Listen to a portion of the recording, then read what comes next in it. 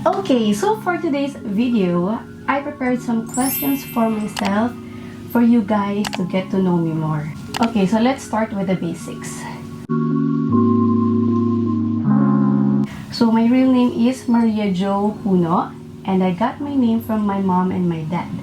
Maria came from my mom, which is Maria Teresa, and Joe, it's from my dad.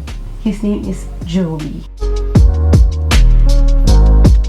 I'm 26 years old and I'm turning 27 this November 10. So, shoutout sa mga ka-Scorpio ko dyan. Balita ko, toyoin daw tayo at malalalim tayong tao. So, this is the most asked question kasi nagtataka sila bakit baby face pa daw. Yes, I have a family. Meron akong anak and his name is Reed Johansson Acosta. And his dad's name is Rodney Acosta. Yan. Shoutout sa'yo, Daddy. I love you. And lalo sa anak ko, mahal na mahal kita.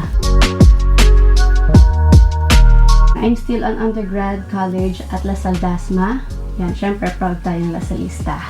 It's okay if things didn't go well at first kasi hindi naman to competition, hindi to racing. Sa mga hindi pa nakaka-graduate dyan, don't worry. Darating yung oras para sa atin. Huwag mawala ng pag-asa. Ako siguro, I know in God's plan, makaka-graduate ako. Actually, to be honest guys, ayoko talaga i-try yung vlogging. Kasi bukod sa mahiyain ako, I know for myself na I can't handle the bashers. Kasi alam niyo naman, no matter what we do, we can please everyone. So kahit anong kabutihan gawin natin, meron at meron silang masasabi. Alam niyo naman yung mga bashers na yan, hindi sila nauubusan ng mapapansin. So kahit pa dahil napakaganda mo, kahit pa napaka-talented mo, kahit pa gano'ng kaganda boses mo, gano'ng kagaling sumayaw, no matter how worthy you are, para sa kanila, it's a no. Alam ko magiging masayang experience to sa akin and sa mga nakaka-relate dyan na nahihiya na hindi nila alam paano nila simulan yung vlogging. It's easy as this, be who you are. Sa mga katulad ko na mahiyain, labas kayo sa shell nyo. Siguro it's about time na rin, di ba? Ako, for how many years, sobra akong mahiyain talaga. As in, sobra. But, nung nagkaanak ako, nagbago lahat. Kasi I have my dreams also, lalo from the family. Well, I love singing and dancing. Yan yung mga hilig ko. Kasi yung family ko, they are all musicians. And yung mga kapatid ko, lahat sila nasa banda. Everyone can sing. Most especially my mom and my dad. They can also sing and dance. Tapos, lahat din ng brothers ko marunong humawak ng instruments. Except for me. But anyway, I love singing and dancing, so that's it. Pinaka-pet peeves ko ay yung every time na kumakain ako, may nakatingin sa akin. Kasi, di ba, kumakain ako sa dining. Tapos nakatingin lang sa akin, nakikipagkwentuhan. Like, pwede ba, patapusin mo muna ako kumain? Hindi talaga ako makakain. Ewan ko, sobra ako nako-conscious. Parang bawat subo ko, nakatingin siya. Yun yung isa sa mga pet peeves ko. Puro yung, masyadong mayabang. Yung masyadong mo inaangat yung sarili mo. Madami yan. Madami akong kilala.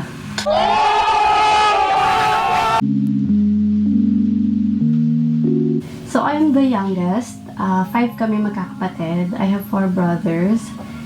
Joseph, Aljo, Carl, and Joshua. And I'm blessed to have a big family. Napakarami kong pamangkin. Hindi naman napakarami. I mean, you can count them in your fingers, but ang saya pag malaki yung pamilya nyo. Sobrang saya. I'm really blessed. So what does my mom and dad do? My dad is a contractor. My mom used to be a real estate agent, and they are into business also.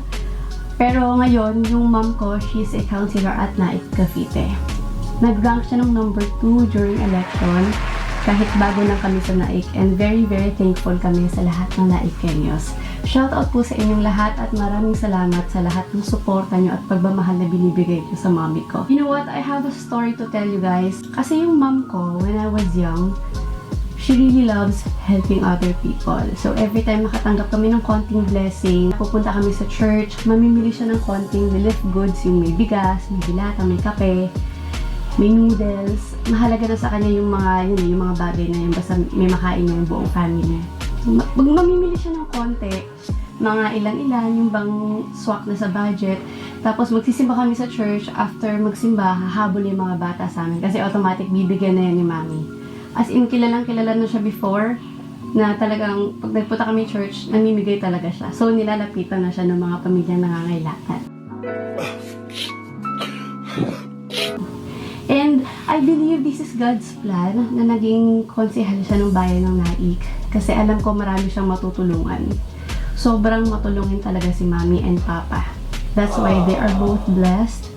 And I wish someday, mas marami pa silang matulungan tao. Dahil mas maraming nangangailangan ng tulong. Ito yung official Facebook page ni Mami. Sa mga gusto mag-follow sa kanya, ayan, maraming salamat sa inyo.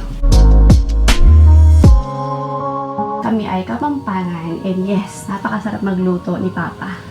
We moved here at Imus, Cavite. It's because nagkaroon si Mami ng transactions dito. Salamat sa Panginoon dahil lumipat kami dito. Dito dumami yung blessings. Dito kami maraming nakilalang tao.